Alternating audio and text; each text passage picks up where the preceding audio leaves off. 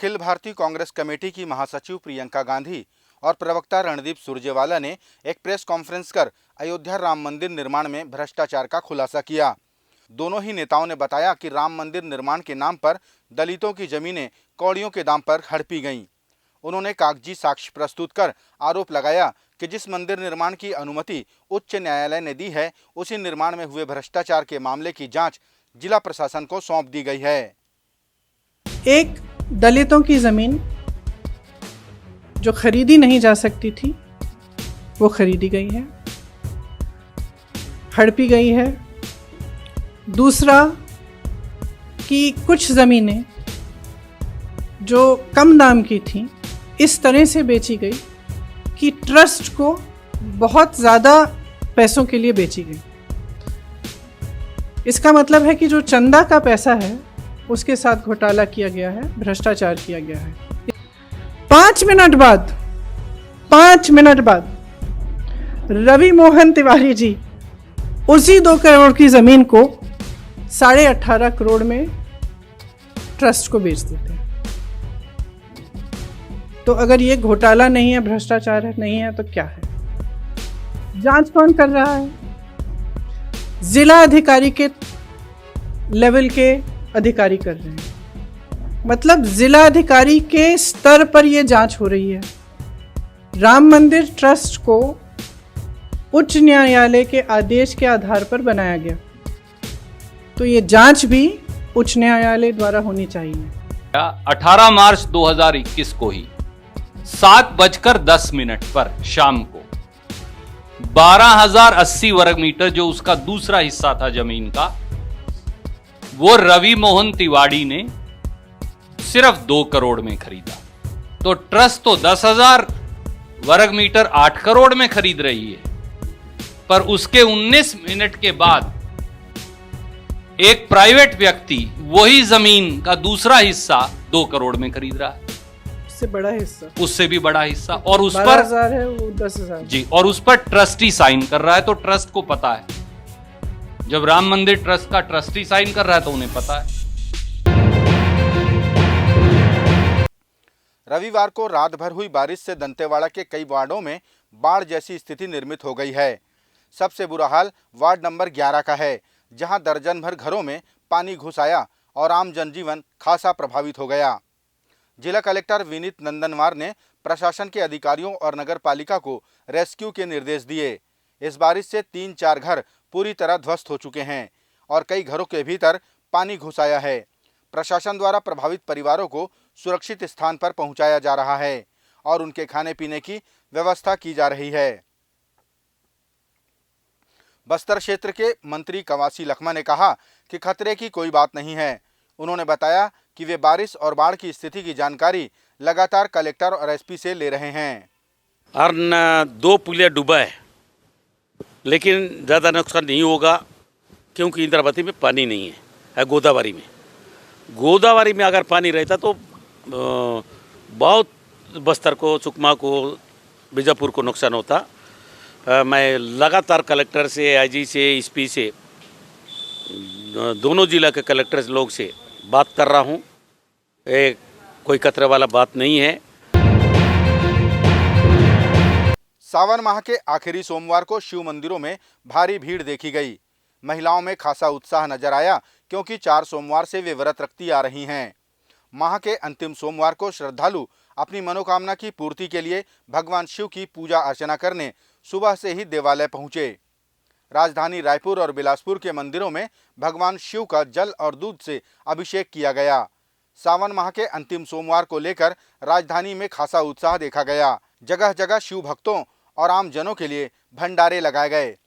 तो वहीं शिवसेना ने त्रिशूल यात्रा भी निकाली।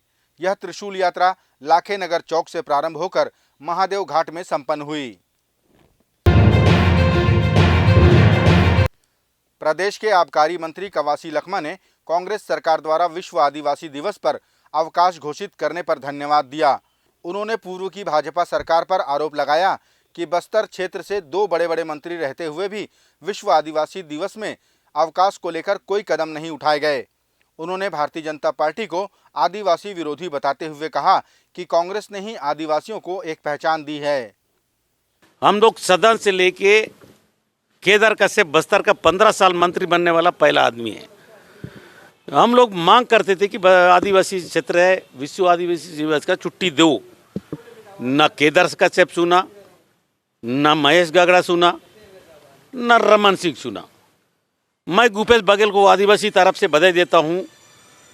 कल सरगुजा से लेके बस्तर से लेके अबूझमाड़ लेके कल पूरा जूम उठेगा। स्कूल पढ़ने वाला बच्चा हो, चाहे स्कूल जाने वाला गुरुजी हो, ऑफिस में रहने वाला अधिकारी हो, कर्मचारी हो, सब लोग मिलकर जिला मुख्यालय में कल पूरा रैली प्रदर्शन। आज़ादी में जितना उत्साह नहीं होगा। जब हम लोग घोषणा किए थे कोरोना था इसलिए रैली नहीं कर पा रहे थे, उसका कल देखने को मिलेगा। बॉलीवुड अभिनेता आमिर खान की फिल्म लाल सिंह चड्ढा का विरोध उसकी रिलीज के पहले शुरू हुआ तो खत्म होने का नाम नहीं ले रहा है। लोग अलग अलग माध्यमों और अलग अलग तरीकों से फिल्म का विरोध कर रहे हैं। ऐसे ही एक व्यक्ति हैं जिन्होंने अपनी कार के पीछे बॉलीवुड की फिल्में ही न देखने की अपील लगा दी है। कार चला रहे उस युवक ने कहा कि जिन्हें हम अपने सर पर चढ़ाते हैं वे ही ऐसा बयान देते हैं कि उन्हें भारत में डर लगता है। एक हीरो जिसको जीरो से हमारे देश ने हीरो बनाया, हमने कभी ये नहीं देखा कि यार वो किस जात का है, किस धर्म का है। हमने उसे सिर्फ एक कलाकार माना, लेकिन जब वो शीर्ष पे पहुंच गया तो उसने हमारे देश को बदनाम करा। ये बोला कि भारत को इस देश में डर लगता है। अरे आमिर खान, डर तो हमको लगता है जब हमारे घर वाले कश्मीर जाते हैं। डर तो हमको लगता है जब कन्हैया कुमार की गला काट दिया जाता है, हमें डर लगता है। डर तेरे को क्यों लगता है? इस शीर्ष पे आके तू हमारे देश को बदनाम करेगा। तू अपनी बेटी फोटो तू अपने पोस्ट करेगा, उसको बर्थडे पे मना फोटो पोस्ट करेगा, और तू सोचता है हम तेरी घटिया आदमी की पिक्चर देखेंगे। Boycott boycott boycott. कोंटा जिले के गांवों में बाढ़ से हुई तबाही से अब लोग उबरने लगे हैं, लेकिन जिनके घर मलबे में तब्दील हो चुके हैं वे और परेशान नजर आ रहे हैं। अब तो कोंटा में राहत केंद्र भी बंद हो चले हैं। ऐसे में उनका गुजारा कैसे होगा? वे कब तक रिश्तेदारों के यहाँ रहेंगे? अब तक समाज सेवी संस्थाओं ने इनकी मदद की और इन्हें जरूरी सामग्रियां उपलब्ध कराईं, लेकिन अब वे सरकार की तरफ आस लगाए बैठे हैं। भारतीय जनता पार्टी के युवा मोर्चा की प्रदेश उपाध्यक्ष दीपिका सोरी ने एक बार फिर ग्रामीणों को जरूरी सामग्रियां वितरित की और प्रशासन से अपील की है कि प्रभावित लोगों को मुआवजे से अतिरिक्त राशि उपलब्ध कराई जाए ताकि ये अपना छोटा मोटा घर बना सकें। कोंटा के वार्ड नंबर 6 जब यहाँ पे बाढ़ कम हुई है, और ये जो वार्ड नंबर 6 है यहाँ पे लगभग 100 में 90% घर कच्चे, पूरे मकान पूरे ढह गए हैं, पूरे गिर गए हैं, और यहाँ अत्यंत गरीब परिवार निवास कर रहा था। मैं जिला प्रशासन से और सरकार से भी कहना चाहूँगी, जो सर्वे किया जा रहा है मुआवजा को लेके, तो ये परिवार अत्यंत ही गरीब और दयनीय स्थिति में जीवन यापन कर रहा था पहले से ही। तो मैं चाहूँगी कि जो मुआवजा की राशि है, जो आकलन किया जा रहा है, उसके अतिरिक्त भी इनको मुआवजा देना चाहिए। साथ ही साथ कोंटा आंध्र प्रदेश, तेलंगाना और उड़ीसा के सीमा पे बसा हुआ छत्तीसगढ़ का ब्लॉक है, और यहाँ पे जो पोलावरम जो डैम बन रहा है, उनके कारण जो बाढ़ की स्थिति लगातार निर्मित हो रही है। तो मैं सरकार से ये भी अपील करना चाहूँगी इनकी तरफ से कि इनको विस्थापित करके कहीं अच्छे जगह पे, ऊंचे स्थानों पे इनको स्थान दिया जाए, ताकि ये अपना जीवन अच्छे से चला सके, ताकि जो हर वर्ष प्रतिवर्ष जो बाढ़ की स्थिति आती है और प्रतिवर्ष इनके घर ढह जाते हैं, उससे इनको निजात दे सके। धन्यवाद। छत्तीसगढ़ में मौसमी बीमारी स्वाइन फ्लू के कुल 11 केस एक्टिव हैं और इस बीमारी से 4 साल की एक बच्ची की मौत की खबर है। एपिडेमिक कंट्रोल के डायरेक्टर डॉक्टर सुभाष मिश्रा ने बताया कि स्वाइन फ्लू को लेकर सावधान रहने की जरूरत है। सर्दी, खांसी, बुखार अगर 3 दिनों से अधिक समय से है तो लापरवाही न करें, अस्पताल में इलाज करवाएं। उन्होंने बताया कि शासन द्वारा स्वाइन फ्लू का निःशुल्क इलाज उपलब्ध है। एक 4 साल की बच्ची की मृत्यु ARDS और निमोनिया की वजह से हुआ है एक निजी अस्पताल में। इसे स्वाइन फ्लू भी पॉजिटिव था। इसकी ऑडिट कमेटी जांच करके कंफर्म करेगी कि ये स्वाइन फ्लू के कारण है या अन्य कारणों से जो मौत के होते हैं वो है। अभी पूरे राज्य में 28 प्रकरण मिल चुके हैं, इसमें से 11 भी एक्टिव हैं जो भर्ती हैं। इसमें सावधानी ये बरतना होगा हमें, स्वाइन फ्लू एक सामान्य सर्दी खांसी जैसी बीमारी ही है, किंतु छोटे बच्चों में, वृद्ध व्यक्तियों में, गर्भवती महिलाओं में जिनको diabetes, blood pressure, heart, kidney, liver, अन्य बीमारियां हैं, तो उनमें ये गंभीर रूप ले सकता है। तो सावधान इन लोगों को ज़्यादा रहना है, नंबर 1। और नंबर 2 ये भी देखना है कि अगर कोई सर्दी खांसी बुखार है 2-3 दिन में ठीक नहीं हो रहा है तो इसमें लापरवाही ना करें, अस्पताल में जा कर के जाँच और भर्ती हो जाएं। शासन की ओर से निःशुल्क इलाज और भर्ती करके दवाइयाँ देने की व्यवस्था है। जगदलपुर सिटी कोतवाली ने शहर के सन सिटी क्षेत्र से चोरी की गई एयर कंडीशन को 2 चोरों के साथ बरामद कर लिया। पुलिस ने बताया कि सीसीटीवी फुटेज के आधार पर तलाशी शुरू की गई, जिसमें आदतन चोर विक्की यादव और विवेक पीटर को गिरफ्तार किया गया। जगदलपुर कोतवाली के नगर पुलिस अधीक्षक हेम सागर सिदार ने बताया कि चोरों के साथ उक्त एसी को खरीदने वाले मोहम्मद इस्माइल को भी गिरफ्तार किया गया है। विक्की यादव और विवेक पीटर दोनों निवासी नया मुंडा के तौर पर होने पर जो है दोनों को थाना कोतवाली के द्वारा जो है घेराबंदी कर संदेह के आधार पर पकड़ा गया। जिनसे पूछताछ करने पर दोनों ने जो है सन सिटी क्षेत्र से एक कुर्सी को चोरी करना स्वीकार किया और उसके पश्चात जो है उक्त एसी को एक अन्य जो आरोपी हैं मोहम्मद इस्माइल, उन्हें जो है बेच देना बताया गया।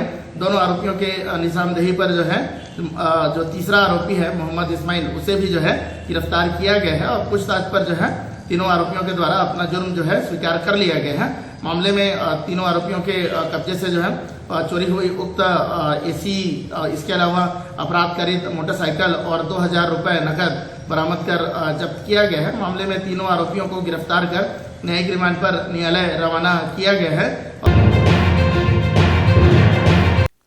राजधानी के टिकरापारा क्षेत्र में हुई अजय तांडी नामक युवक की हत्या के बाद रहवासियों ने हत्यारों की गिरफ्तारी को लेकर थाने में प्रदर्शन किया।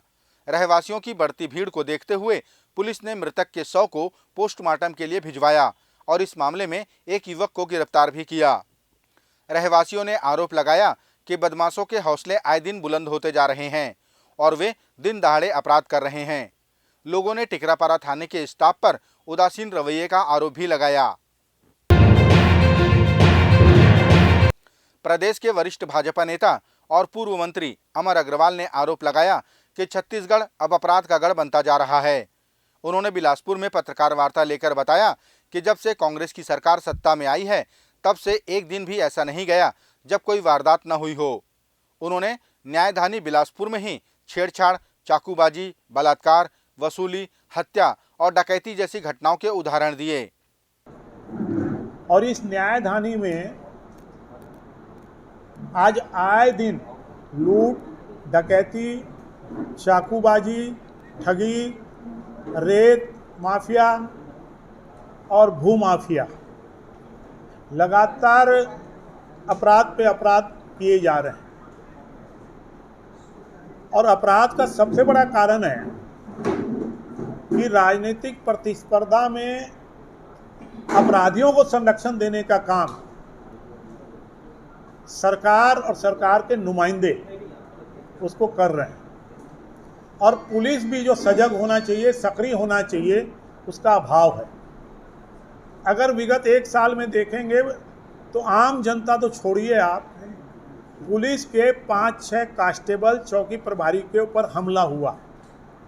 कार्रवाई किसके ऊपर होती है?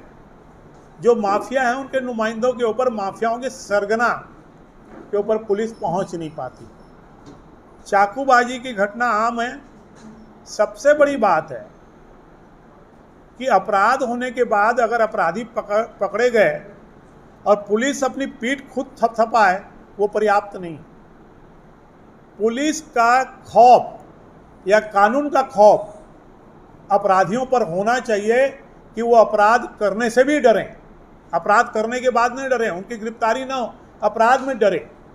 लेकिन सबसे बड़ा कारण है कि राजनीतिक संरक्षण के कारण या पुलिस की ढिलाई के कारण आज ये शहर एक अपराध गढ़ के रूप में परिवर्तित हो गया है। अमर अग्रवाल ने यह भी कहा कि सरकारी जमीनों के फर्जी दस्तावेज तैयार कर बेचने वालों पर भी शासन कोई कार्रवाई नहीं करती।